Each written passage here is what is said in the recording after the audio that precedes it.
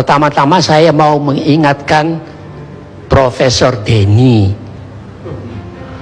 Dia kan sudah S3, jangan-jangan jadi S-teler.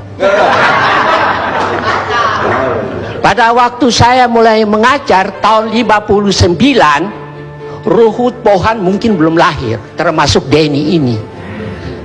Ini kan anak-anak ingusan kemarin.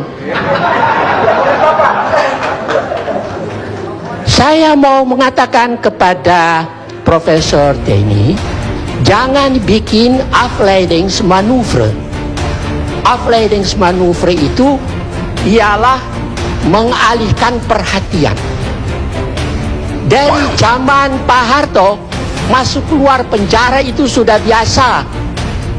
Mana itu menteri yang dulu saya pernah kritik itu? Sudah tidak ada lagi itu orang. Jadi saya mau mengatakan kepada semua, jangan suka pakai nama Tuhan, pakai nama Allah, pakai nama segala macam itu. Ya. Ada pepatah, maaf aja saya terpaksa pakai pepatah bahasa asing. Al gaat de leugen nog zo snel, de waarheid achterhaalt hem wel. Meskipun kebohongan itu lari secepat kilat, satu waktu kebenaran itu akan mengalahkannya. Bisa tahun ini, bisa tahun 2014 atau sesudah itu, nanti kita lihat. Orang-orang seperti Benny Karman ini yang ngomongnya itu saya lihat di televisi itu, dia dengan Ruhut itu mendampingi Nasaruddin. Saya kan ikut dari dulu ngomongnya itu. Ini orang-orang ini tidak punya rasa malu. Rai gede. Orang-orang ini yang tadi ngomong tuh mulutnya bau. Coba sekali-sekali Anda cium mulutmu itu, kalau tidak bau baru Anda bicara jujur. Kalau bau itu berarti tidak jujur. Terlalu banyak makan uang haram.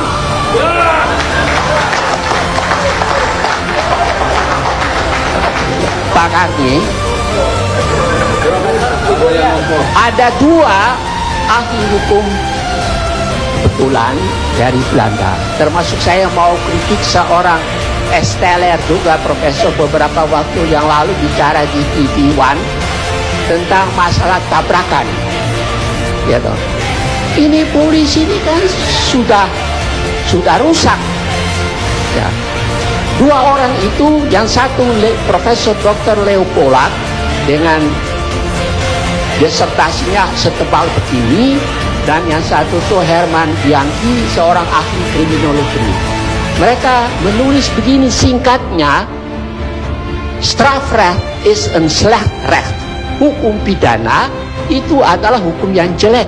Nah, bayangkan hukum yang jelek ini kalau dipegang oleh orang yang tidak bermoral, rusaklah hukum ini. Termasuk para pengacara juga yang menyalahgunakan kepandaian mereka. Ya. Jadi bukan bulat, Pak. Dari tadi itu saya tidak tahan bau busuk. Profesor, coba sebutkan satu kebohongan yang telah kami katakan. Sebutkan satu kebohongan yang telah kami katakan. Saya bertanya kepada Anda sebagai jangan profesor. Debat saya sudah katakan pada Pak Karni, saya tidak mau debat dengan para politisi atau para politikus. Ya, berarti Anda menyebarkan kebohongan. Bukan malam ini, sejak semula. Saya kan kenal dia kan debat dengan itu, dalam itu waktu di masa-masa yang lalu itu, yang menulis buku itu tentang gurita Cikeas, George. Ya toh. Anda belajar lagi lah, baru Pak Karni, ada ungkapan hoogmoed komt voor de bal. Kesombongan itu berarti kejatuhan sudah dekat. Ya.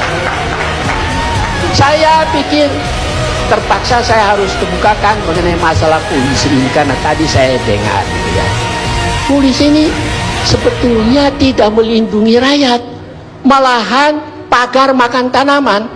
Contoh di Pamekasan, itu rumah milik seseorang Bertahun-tahun lamanya polisi tidak mau mengembalikan, meskipun Mahkamah Agung sudah memberi putusan Enkracht van geweest, putusan mengikat.